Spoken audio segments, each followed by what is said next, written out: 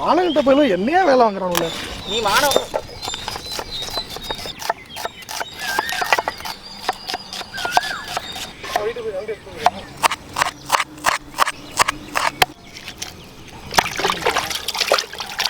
போட்டு கழுவிக்கலாம்.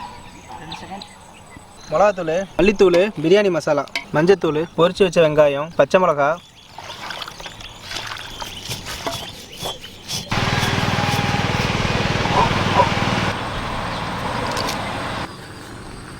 சாதம் வடிக்கிற தண்ணி குடிக்கலாம் உப்பு போட்டு சூப்பராக இருக்கும்.